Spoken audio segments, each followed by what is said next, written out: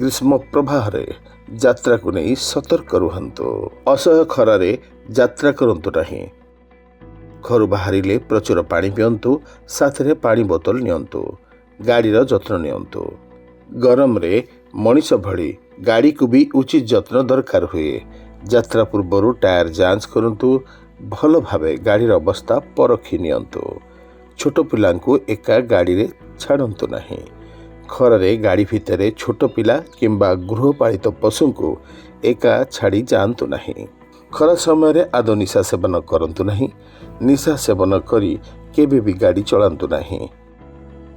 ଦୂର ସ୍ଥାନକୁ ଯାତ୍ରା କରୁଥିଲେ ଲଗାତାର 2.5 ଘଣ୍ଟା ଗାଡ଼ି ଚାଳନା ପରେ କିଛି ସମୟ ବିଶ୍ରାମ ନିଅନ୍ତୁ।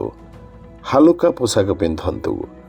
ସକାଳ 11ଟାରୁ ଅପରାହ୍ନ 3ଟା ଯାଏଁ ନିହାତି ଦରକାର ନଥିଲେ ଯାତ୍ରା କରନ୍ତୁ ନାହିଁ। ଖରାରେ ଘରୁ ବାହାରୁଥିଲା ବେଳେ ସାଙ୍ଗରେ ପାଣି ବୋତଲ, ORS, ସନ୍ଗ୍ଲାସ୍, ଓଦା ଗାମୁଛା ଏବଂ ଛତା ଆଦି ନେବାକୁ ଭୁଲନ୍ତୁ ନାହିଁ। ଯାତ୍ରୀଙ୍କ ପାଇଁ ରଖନ୍ତୁ ପାନୀୟ ଜଳ। ଯାତ୍ରୀବାହୀ ଗାଡ଼ିର କର୍ମଚାରୀ ଖରାରେ ନିଜ ଯତ୍ନ ସହ ଯାତ୍ରୀଙ୍କ ସ୍ୱାସ୍ଥ୍ୟ ପ୍ରତି ମଧ୍ୟ ଯତ୍ନବାନ ହୁଅନ୍ତୁ।